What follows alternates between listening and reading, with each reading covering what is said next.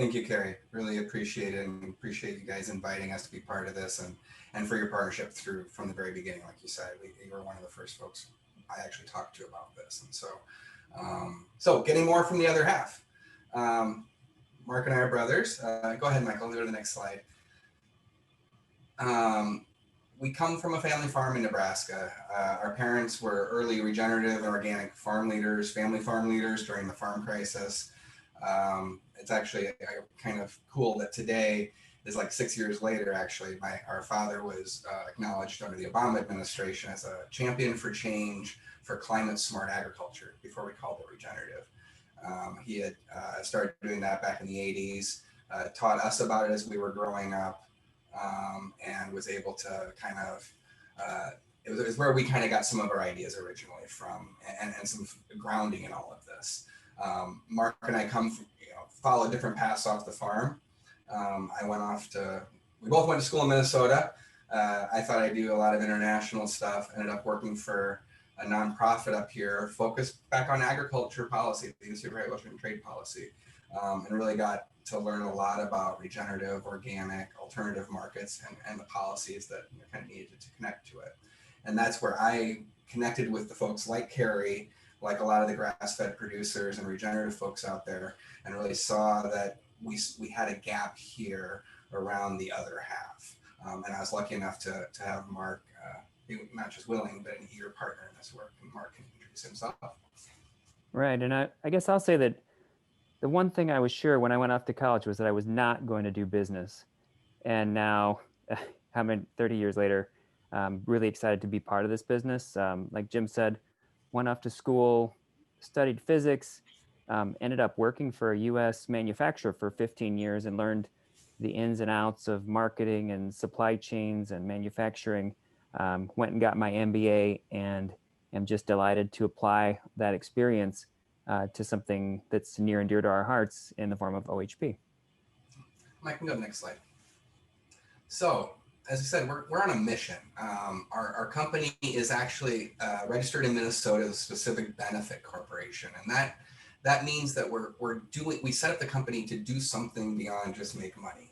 And what our mission statement is to create high value and high quality products in ways that are ethical and respectful to the animal and support regenerative farmers, ranchers, and agricultural systems. And to us, the way we could do that is by looking at opportunities in the space to help move this stuff forward in a value proposition for everyone. You can go ahead to the next slide. So what we saw in digging into regenerative products, we saw that this was a huge opportunity for producers across the board. And backing up, I will say, I really appreciate Michael's statement about recognizing the land that we're talking about and the practices and systems we're talking about. These are really have a lot of indigenous origin. Our family farm is, in the land of the Omaha, the Ponca. I now live in Minnesota, in the land of the Lakota and the Ojibwe. We see these as real aspects of regenerative and core to it, and we respect and acknowledge that when we're talking about regenerative. We not just as a high value market, but actually something more holistically important. So just putting that out there. What we know is, and knowing as farmers, when we were delivering meat from Nebraska to Minnesota and Chicago, where we both live, is that part was really popular and continues to be really popular, the highest growth and value segments out there. Yet what we knew was that our family wasn't making that much more than we would in the conventional market. And why? It's because we didn't have this byproduct market to a great extent that helped support the overall value of the animal. It's something that's talked about in the Stone Barns report and other places, that processing gets much more expensive in these small scale production systems or processing systems and the grass-fed system. Why we wanted to do this? We saw a need for it that allows for fuller animal utilization valuation, increased producer and processor profitability out of this, that if we can get this value-added byproduct sector in place, it can help incentivize farmers and ranchers, through earning more per animal, to shift more land and livestock to regenerative livestock systems, and provide better and really desirable products and options for consumers, because they don't have these I didn't have these options when I'm looking at a lot of food, pet food and leather options out there. You couldn't choose to get regenerative. because that product wasn't there. So we saw this as both a real opportunity and a need. Go ahead, Michael. So Mark, you can take this next part. Right. So I guess we didn't, just to back up for a second, we didn't explain necessarily why we call ourselves the other half. About half of a cow is edible by weight. The other half is all the stuff we're talking about, that, which gets often referred to as the drop. So that's the part that the slaughterhouse keeps typically as part of their payment for the processing. So that slaughterhouse or meat processing company, the producers own the meat. You know, if you do custom slaughter, you get all your meat back, but that plant gets the other stuff. They can get some value for it. For some of the pieces, they have pretty good supply or pretty good customers. But for a lot of items, they're kind of exposed because they're smaller scale. They have to get somebody to come and take it. So that's what we've got in the bullet point. Their number one priority is this stuff has to leave every day. Hides are part of that, you know, guts, bones, like this big combo bin we have on the slide here. This has to leave every day for them to stay operating. So sometimes they get paid for it. Sometimes they pay to get rid of it. And they're really exposed with their smaller scale. They are dependent on these larger rendering operations to come and get it just to stay in business. And hides, unfortunately, are a big part of that too. Hide is basically a 100-pound piece of very perishable meat that if you don't treat it right and collect it the same day, oftentimes it's worthless and it's just going to go in landfill. We can go to next slide. So starting from this premise that somebody does care about these items, these byproducts coming from cows that are raised in this way, we were lucky to make a connection with Timberland and their sustainability director. And they wanted to create leather coming from this source. They wanted to create a verified regenerative leather program. And that's where, with Jim's experience, we were able to work with them to come up with what a viable definition for the sourcing specification that would support the claims they wanted to make in the market for the leather and for these boots that you see in front of you.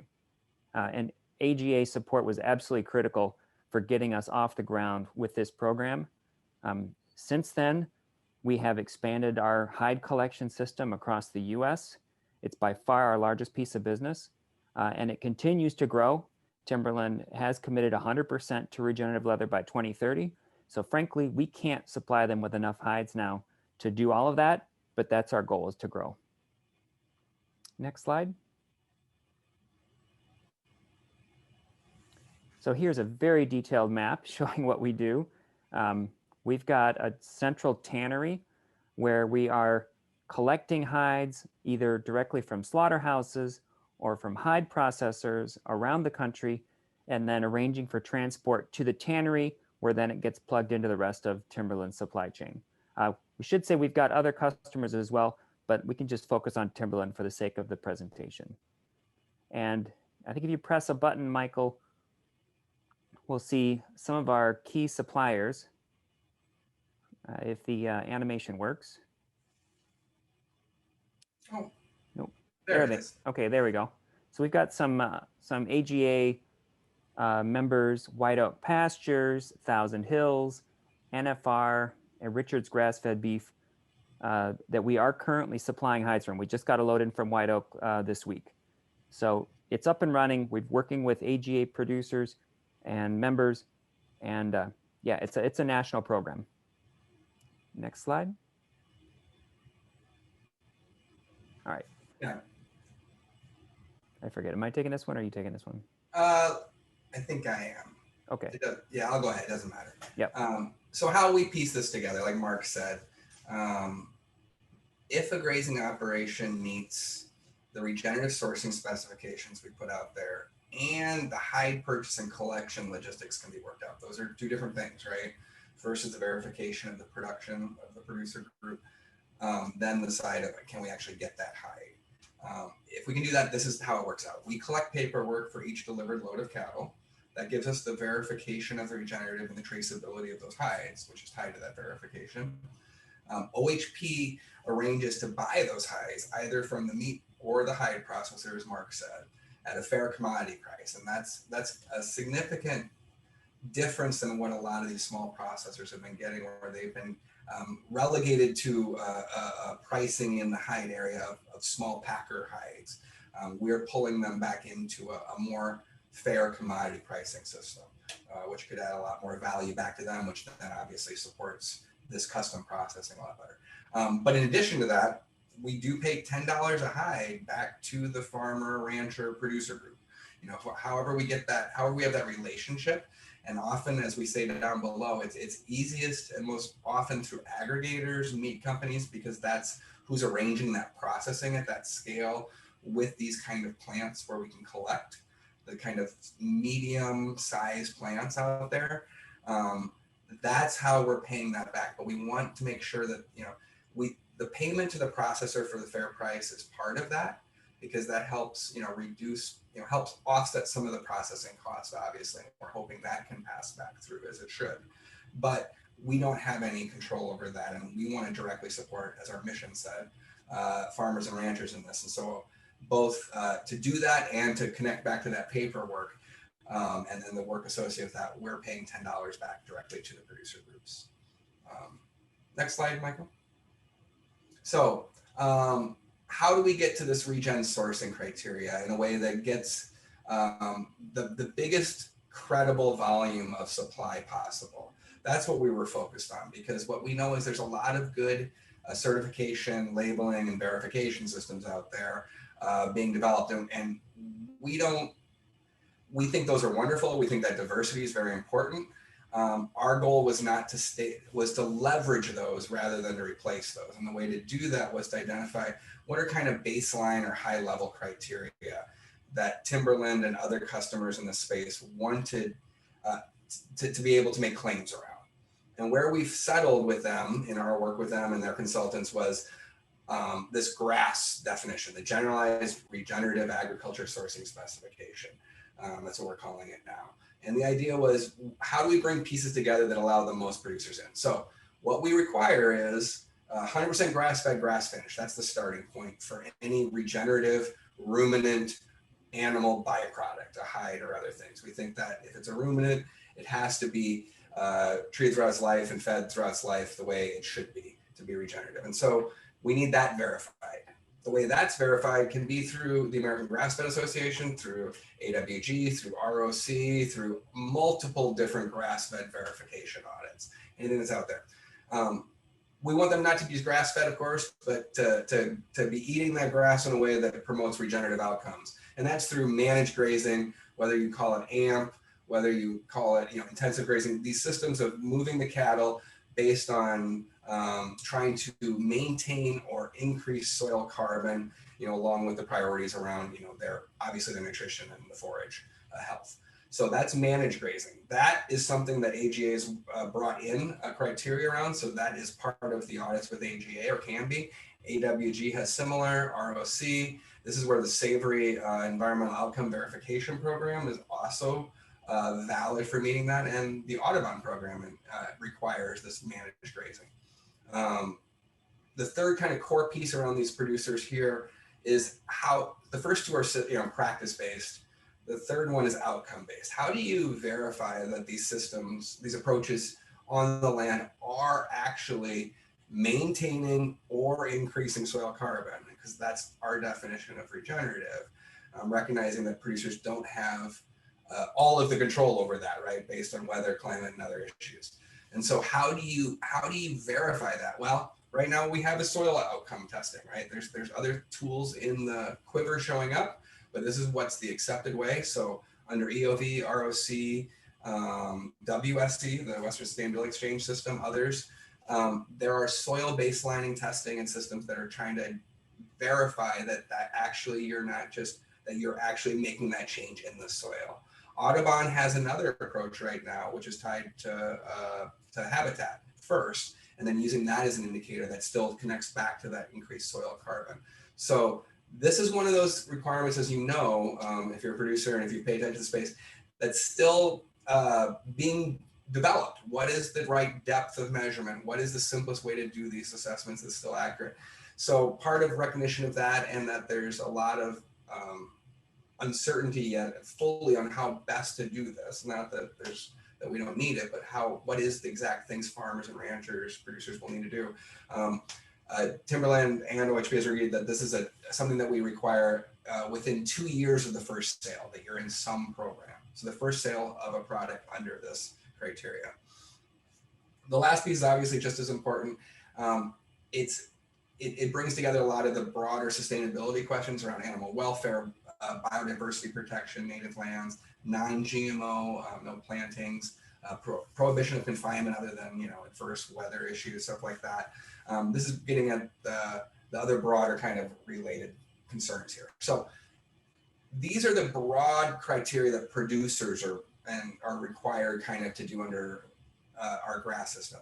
As you can see, the orange kind of yellow labels lay out that you can do that by using either one overall criteria like ROC, which does have some of that, or by combining different certifications to meet that.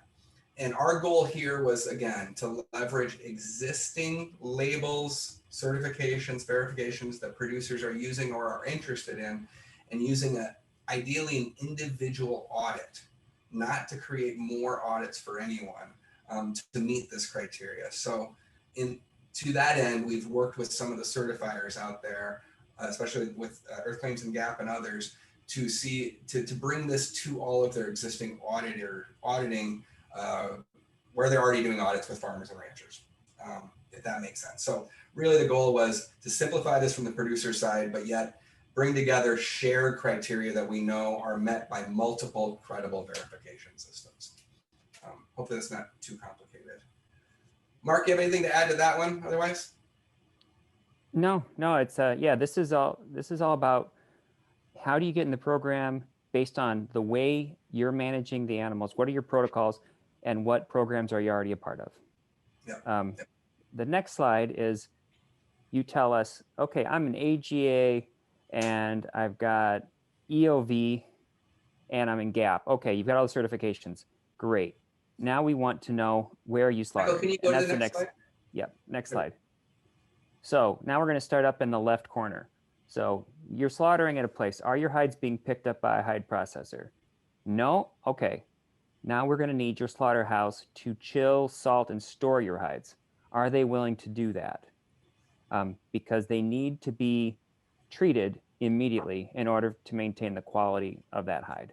So if they want to do it, great. You can be in the program because you've got the certifications we need, and we've got a willing partner in the slaughterhouse. So we would then arrange with that slaughterhouse to how they should be treating them, whether it's salting or chilling, and how we're going to pick them up. We'll work out a fair price for them. Like Jim said, there's a special category on the hide market called small packer hides. And basically they get the worst price in the industry because they don't expect good quality. And so they just get a garbage price. If this works, we're going to go in and say, we're going to give them a fair market price for that hide, move them up to the big packer pricing point. So they're going to get a lot more for the hides, and we're going to pay the $10 over the top for the certification. If that slaughterhouse says, no, I don't have the labor, I can't do it, I can't salt them, I just got to put them in a dumpster, well, then unfortunately we won't be able to get them. So this is kind of the conversation we would have if somebody wanted to be part of this, and we've got the certifications. Okay, some slaughterhouses, a lot of them already have someone coming to pick up their hides. And so if that's the case, great. So now we move down to the bottom left corner. Will the slaughterhouse tag the hides using just zip ties? And will the hide processor agree to keep them separate? Because we have to have integrity. We need to know that your hides are being identified in each step, and we are actually buying literally your hides. So if they say yes, great again. Now OHP is going to buy them directly from that hide processor, and we're still going to pay the $10 over the top back to you for the certifications. We have encountered hide processors, either a slaughterhouse that says, I can't put those zip ties on there, or a hide processor says, no, that's going to disrupt my system. There are too many coming through. I don't have labor, which is what everybody's saying these days. again, that's going to stop us. But I will tell you that if we know that your hides would qualify and we know where the flow is, we don't accept stop or no as a forever answer. We're going to keep track of that. We're going to put reminders. We're going to keep asking every 6 months, a year, just enough to not be annoying, to see if something changed and maybe now they're open to a different option with their hides. Because typically we can get them more value as well as getting you more value. So that's what we need, or this is kind of our process in terms of solving the logistics problem with hides. Next slide. Oh, there was a slide about quality too. Is that gone? Oh, here it is. Okay, perfect. So everything looked great, right? We got those green boxes saying now you're in the program, and we're all happy. Our first pallet of hides shows up at our tannery. It's an hour away from me, so I drive up there, I look at it, and we're like, oh, these are terrible. Why are they terrible? Probably because that slaughterhouse has never been compensated for their hides anyway. So they just took it off. We like to call them meat wrappers. They take it off as quickly as they can to get to the important work, which is totally understandable. But now, since we do care about the hide, we're going to engage with them to help them deliver on the quality, and their pricing is tied to that quality. So the first thing is get that hide as cool as possible as soon as possible after removal, because that's the preservation. You might have heard of something called hair slip. That's basically the hide is starting to rot and the hair gets pulled out easily, so that's damage. The other thing is you've got people standing there with knives doing their best to help the hide come off. What they're actually doing is putting a bunch of cuts in the hide, reducing its value. So we are going to provide consistent feedback to the slaughterhouse on how's the preservation going, how's the cut quality, and get them up to that maximum price. And we've had really good buy-in from slaughterhouses once they understand what's needed. It's some training with the people on the floor, but then things can go very smoothly and everybody's winning. OHP is then going to take care of working out the best shipping arrangement. We like to build up a pallet or two, or a full truckload if possible, but we've been able to move a pallet or two of hides, which is say 40 to 60 hides. So we're trying to minimize freight costs to keep the program costs down. And as I said already, we're constantly providing feedback to keep everybody on the same page. Again, we've done this with 3 or 4 slaughterhouses. It can work. We just need to start that conversation. Yep, next slide. I think now we're missing the grant slide. Yep. It's skipping a bit. There we go. Now, as part of this program, we were really excited when Carrie asked us to participate in an application for a USDA grant, because as you could tell from the stop-go slide, there is a logistics puzzle to work out here. And really, it's about getting to a minimum viable scale at a lot of locations. There are a lot of AGA members, a lot that I know would qualify for this program.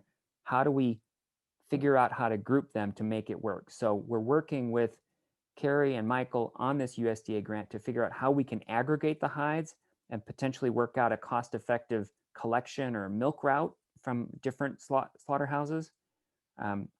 And can we work out a simple, easy technology to get hides marked early on so that when they eventually flow through a larger hide processing site, they would know to pull them out, and we've got the integrity of traceability tied to those markings. So we're taking kind of a 2-pronged approach to this and hoping that we can work with the AGA and with USDA to make this a successful starting point and better collection system. Next slide. Nice. Yeah, and to be clear, I mean, we didn't start to become a leather company. It really is the other half. And in some ways, we kind of start with the hardest part first. And so we've been really focused on that, and we're really excited to keep expanding that work. But for us, it's really about how do we broaden that value proposition across the whole animal. And so for us, I mean, and across, the farming and regenerative ranching communities. And so for us, it's how do we look at these other products? There's hundreds and not thousands of high value things that can be made from the byproducts from these animals. And so we're starting to work with some pet food and pet treat companies. We're looking at food and other kind of opportunities there. Just, anything that we can see the value and that we can collect in a way that retains that credibility and traceability is key to us. And part of that is even going deeper in some cases where we can, seeing if there's ways we can help grow beyond providing hides into the system for other people, but actually getting to the point of adding, having leather available itself, that we're having finished at partner tanneries. So that we're talking to crafters and other small leather producers, because they don't have the ability to get this traceability yet in the market like some of the larger companies, our partners like Timberland.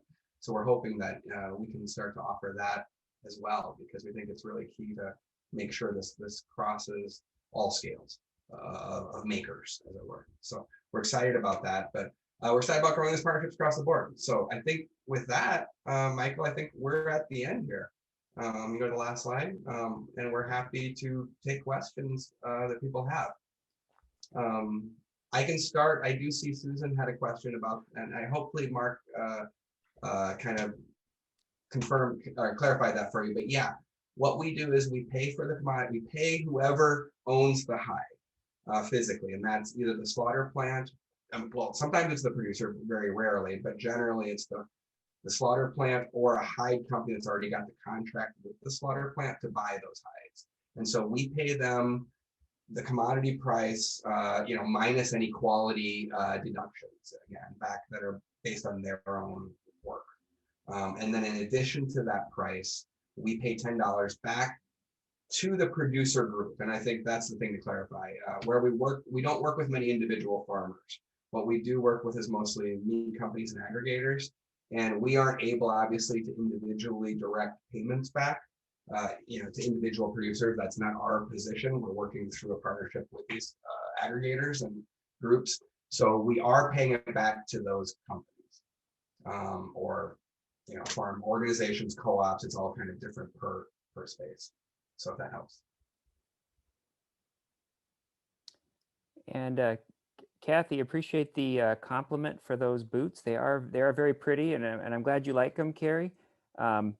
We should clarify that we couldn't tell you which pair came from Richard's grass-fed.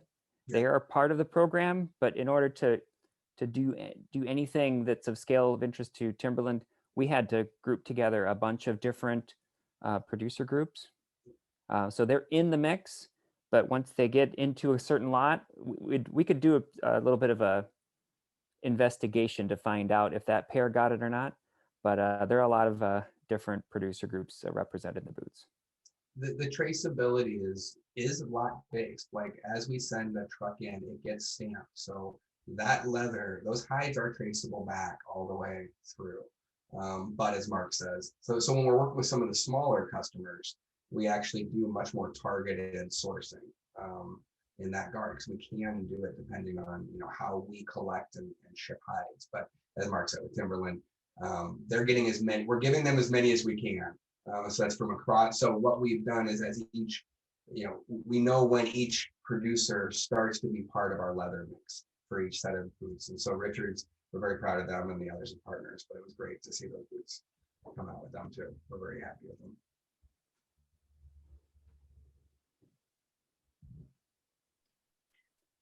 This really isn't a question, but I just wanted to make sure that that for those of you who are just learning of the program, is that you say, well, I only do 10 animals, or I only do 25 animals, or whatever. Is that you need to reach out, and this is one thing we're doing with the USDA grant, is with all of our small producers, we're starting to map them so we can start seeing how these things work and where they are.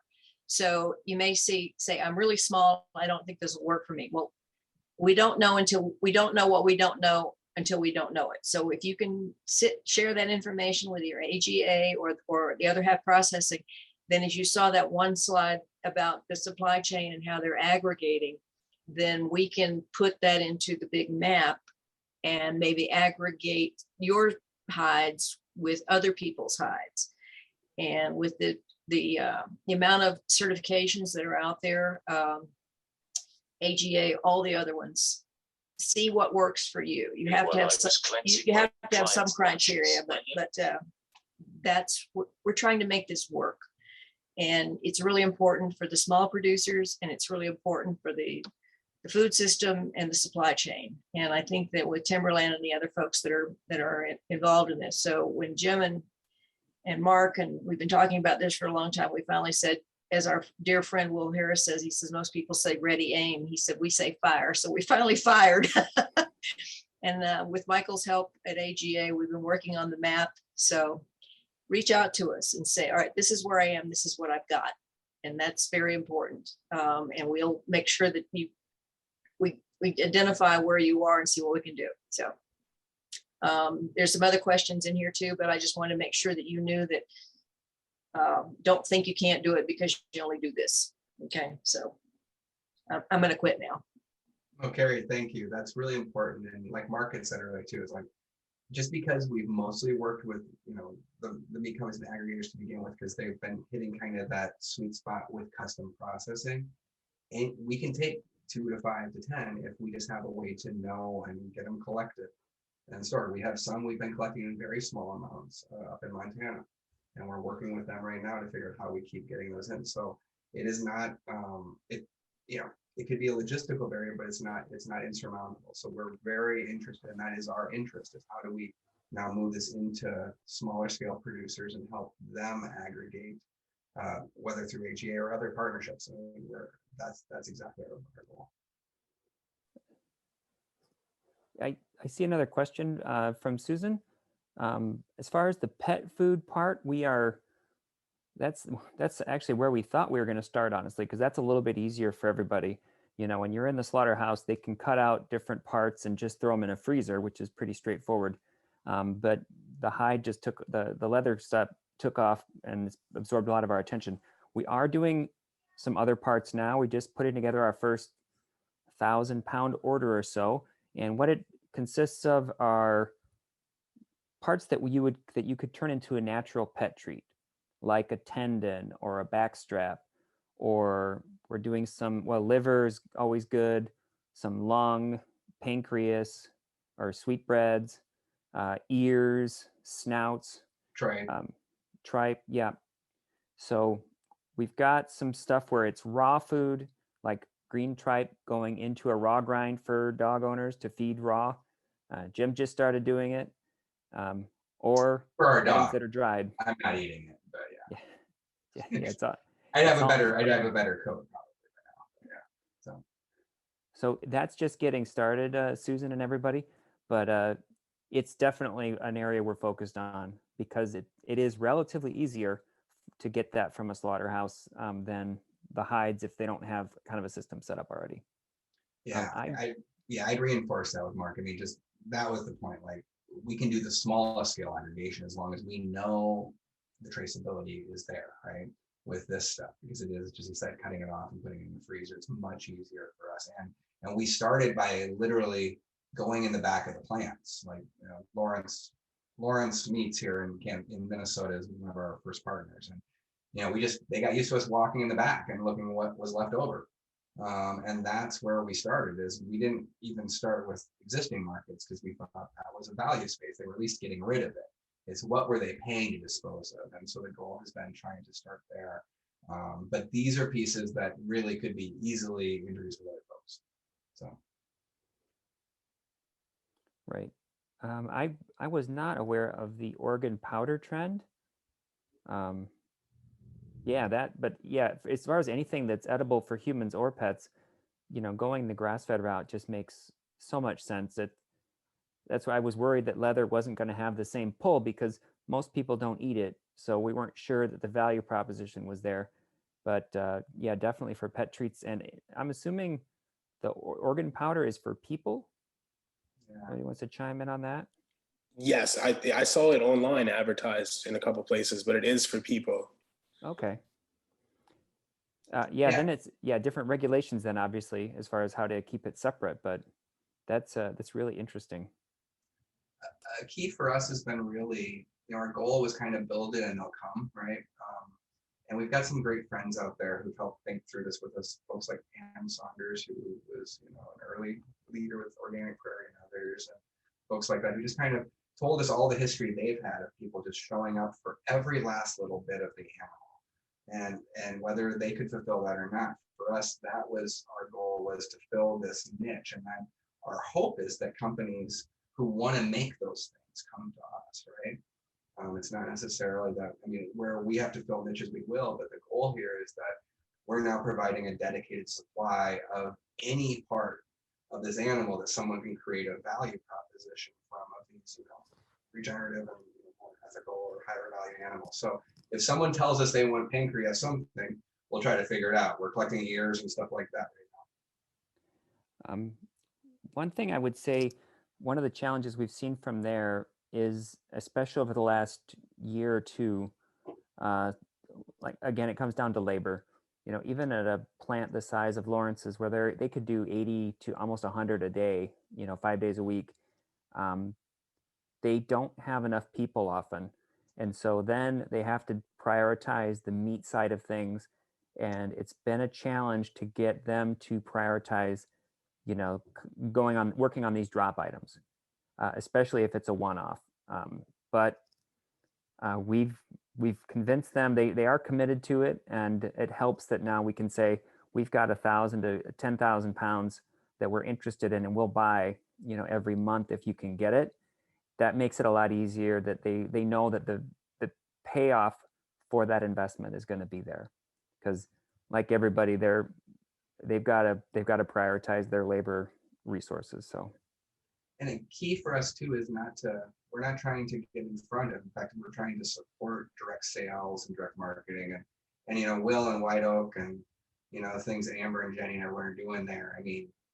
Our goal there is never, we hope they sell everything themselves for the highest value they can. But in cases where they can't with some of their hides, we feel honored that we're working with them too, and we get to use those. And so it's kind of a backup market for folks. And we think that's true across the different certifications as well. So if someone's got a really great market for themselves, for their family brand, or through one of the certifications they choose to use, that's wonderful. Our goal is to be kind of a backfill market for those folks, who can't maybe sell everything to the same high value. So, and we should say that our model for the other parts of the drop, whether it's a pancreas or a trachea or whatever, we're going to do the same thing, where we're still giving a portion of what we make off of it back to the producer group or the producer, if we get down to that level. That's just the way we have to do business, especially with the way we grew up. That value is created by the person that decided to raise the animal in that way, which is the best way in our opinion. And so we want to make sure that value gets back. And again, we're helping the processor because we're getting them paid for something. We're paying them for something that otherwise they got paid by the pound in a bucket of rendering, and that's just not worthwhile. So, or they paid by the pound for a bucket of rendering, right, which is even worse. So, yeah, our hope is to be partners across the board. Right. But we can't say how much we give back for a trachea because we're just getting started. Well, if we don't have any more questions flowing in, if anyone wants to get some last minute ones in, feel free. But we are getting close to 6 here, so I guess we can start getting wrapped up. But I really appreciate you guys being here. Definitely really grateful. All the organizations that put Regenerate together. We couldn't make it happen without wonderful speakers like you. So thank you so much for giving an awesome presentation on how you're helping producers get more out of the animals that they're raising. I'll give it another minute here for questions to come in, but if not, we can wrap things up. Thank you guys very much. And again, this intersection of organizations is core to who we partner with. And so we appreciate being brought into this. And if there's any questions from folks now or later, we're very open to it. Any this is our job, is really to be partners to the sector. So.